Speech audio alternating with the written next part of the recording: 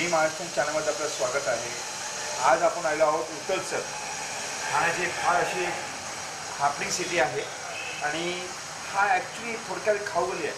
तिथे काही अगदी 100 मीटर एक हॉटेल आहे, पण त्याच्याही आम्ही जागा एक अशी शोधून काढलेली आहे। नाव आहे तळोजा बिर्याणी आणि आपल्यासमोर व्यक्ती आहेत फिरोज साहेब। नमस्कार नमस्कार। फिरोज साहेब, तुमचं पूर्ण नाव काय?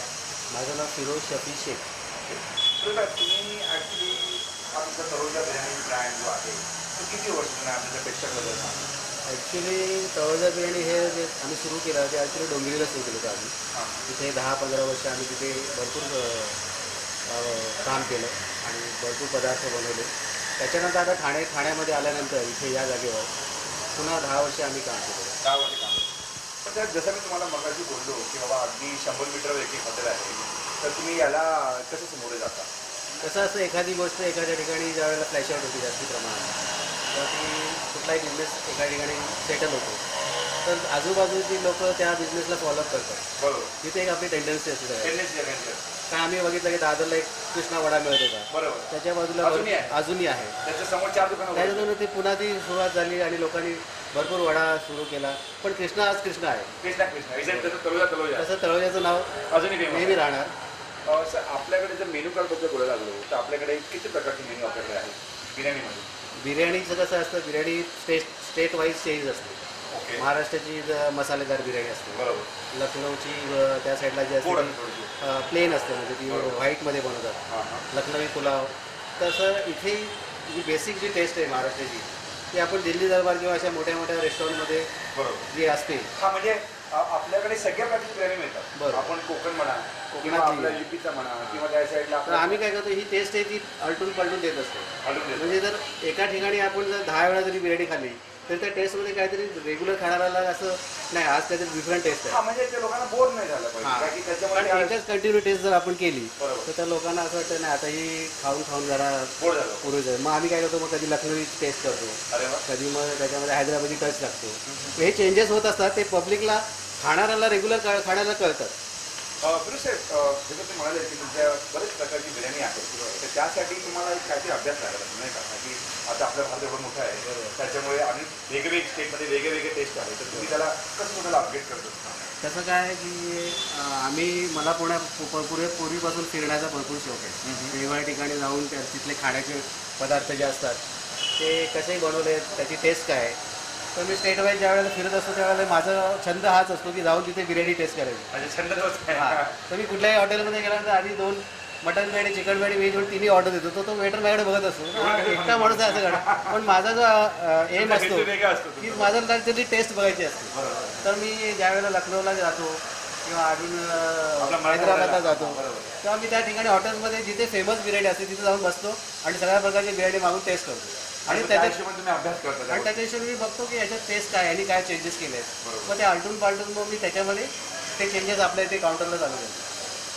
सर, नॉर्मली आम्ही काय बघितलं आहे की जरी आपण म्हणजे आपण आज कॉस्मो सिटीत राहतो, फार मोठं कॉस्मो सिटी आहे आणि सगळे प्रकारचे लोक राहतात, मराठ्यांचा फार मोठा इथे वर्चस्व आहे, तर त्यामुळे आपल्याकडे कस्टमर येणारे हिंदू लोक जास्त आहेत की मुसलमान जास्त आहेत किंवा इतर लोक जर कोणाला सांगतो खाण्याचे शौकीन जे असतात, ते खवय्ये असतात, त्यांना हे कुठल्या प्रकारचं हॉटेल आहे याच्याशी काय घेणं असतं, त्यांना ती एक टेस्ट पाहिजे टिपिकल।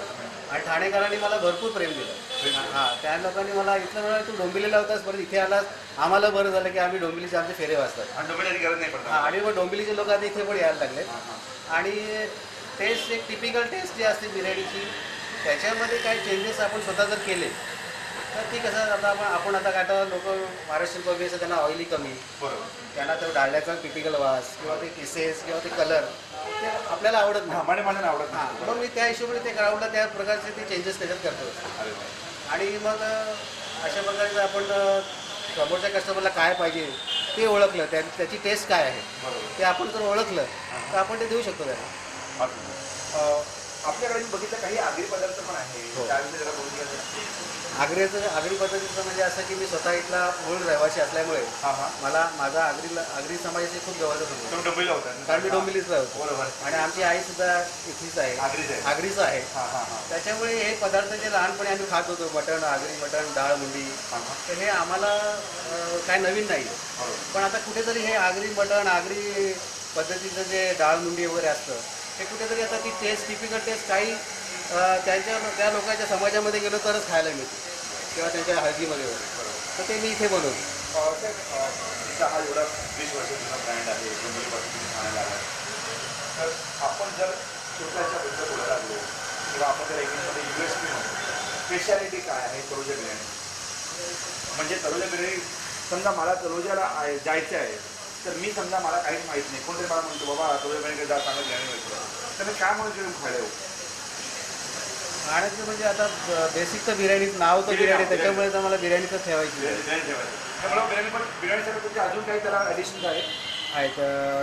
पुलाव आहे, अजून त्याच्यामध्ये व्हेज पण आम्ही बनवतो. व्हेज कारण काही लोक व्हेज असतात तर त्यांना त्या टिपिकल टेस्टमध्ये मग आम्ही व्हेज पण डायवर्ट करतो. त्याच टेस्टची आम्ही व्हेज बिर्याणी पण बनवतो. प्लस चंगेजी महाराजाई जे लखनौ या साईडचे आहेत, उत्तरांचल साईडचे पदार्थ आहेत. अजून ते चंगेजी जे दिल्लीला मोठ्या तव्यावरती बनवतात, तर ते चंगेजी पण आम्ही ते सुरू केलेलं आहे. तर अशा प्रकारचे विविध प्रकारचे आयटम आमचे अल्टरनेट चालू असतात.